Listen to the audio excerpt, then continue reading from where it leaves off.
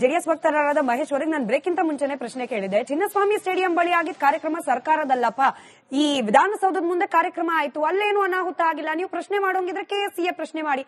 ನಾನು ಹೇಳ್ತಾ ಇದ್ದೆ, ಈ ಚಿನ್ನಸ್ವಾಮಿ ಕ್ರೀಡಾಂಗಣ ಇರೋದು ಬೆಂಗಳೂರು ಇರೋದು ಕರ್ನಾಟಕದ ಜವಾಬ್ದಾರಿ ಯಾರ ಕೈಲಿ? ಕಾಂಗ್ರೆಸ್ ಸರ್ಕಾರದ ಕೈಯಲ್ಲಿ. ನಾವು ಆಂಧ್ರ ಪ್ರದೇಶದ ಸಿಎಂ ನ ಕೇಳೋಣವಾ ಅಥವಾ ತಮಿಳುನಾಡಿನ ಹೋಮ್ ಮಿನಿಸ್ಟರ್ ನ ಕೇಳೋಣವಾ? ಚಿನ್ನಸ್ವಾಮಿ ಸ್ಟೇಡಿಯಂನ ಭದ್ರತೆ ಯಾರು ಹೊಣೆ ಸ್ವಾಮಿ ಅಂತ? ಮುಗ್ಧ ಅಭಿಮಾನಿಗಳನ್ನ ಬಲಿ ತೆಗೆದುಕೊಂಡ ಮೇಲೂ ಸಹ ಇವತ್ತು ನನ್ನ ಆತ್ಮೀಯ ಸ್ನೇಹಿತರಾದಂತಹ ಡಿಸೋಜಾ ಸಾಹೇಬ್ರ ಮಾತುಗಳನ್ನ ಕೇಳಿದ್ರೆ ಅಸಹ್ಯ ಅನ್ಸುತ್ತೆ. ಯಾಕೆ ಅಂತ ಹೇಳಿದ್ರೆ, ಈ ಒಂದು ಕಾರ್ಯಕ್ರಮಕ್ಕೆ ಬನ್ನಿ ಎಂದು ಆಹ್ವಾನ ನೀಡಿದವರು ನರಿಗಳು, ಬಂದವರು ಕುರಿಗಳು. ಇವ್ರು ಹೇಳೋದು ಲಜ್ಜೆಗೆಟ್ಟ ಕಾಂಗ್ರೆಸ್ನ ನೀತಿ. ಇವತ್ತೇನು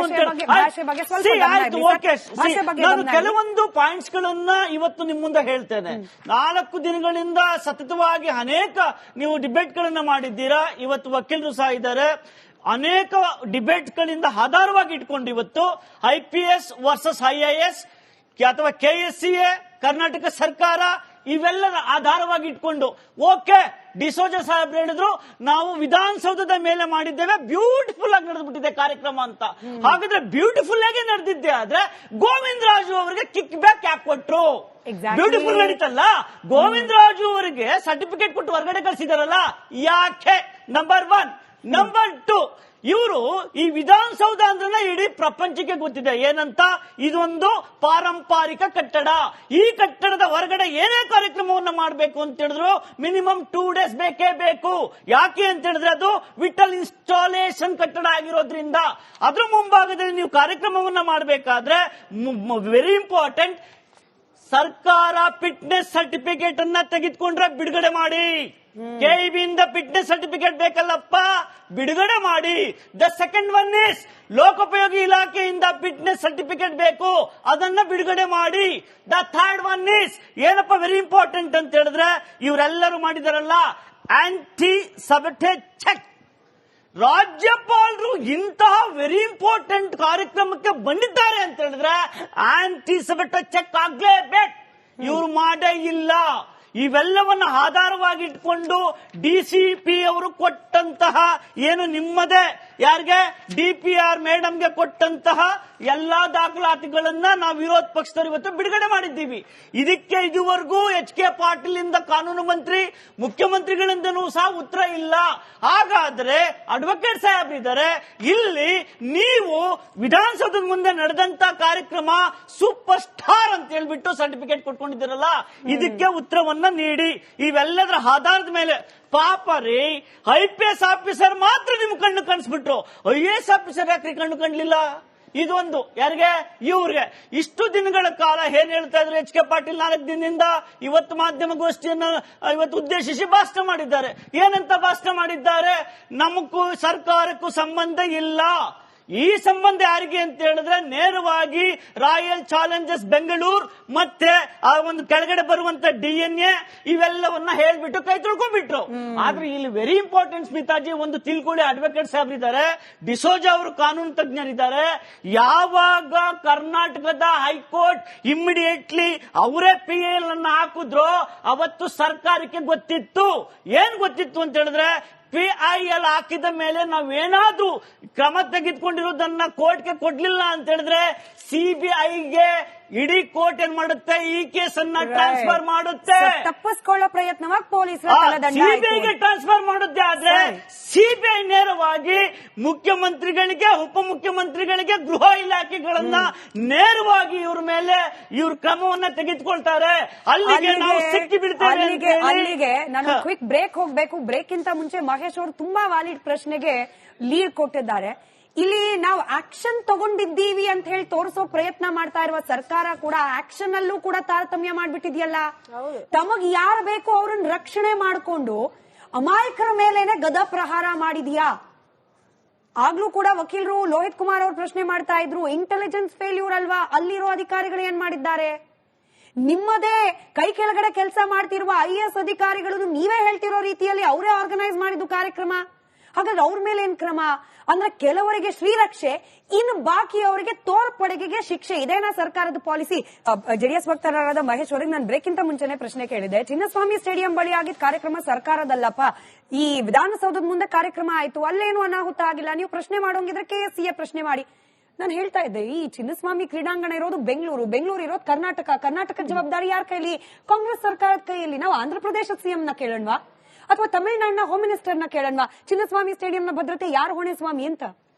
ಮುಗ್ಧ ಅಭಿಮಾನಿಗಳನ್ನ ಬಲಿ ತೆಗೆದುಕೊಂಡ ಮೇಲೂ ಸಹ ಇನ್ಕ್ಲೂಡ್ ಇವತ್ತು ನನ್ನ ಆತ್ಮೀಯ ಸ್ನೇಹಿತರಾದಂತಹ ಡಿಸೋಜಾ ಸಾಹೇಬ್ರ ಮಾತುಗಳನ್ನ ಕೇಳಿದ್ರೆ ಅಸಹ್ಯ ಅನ್ಸುತ್ತೆ.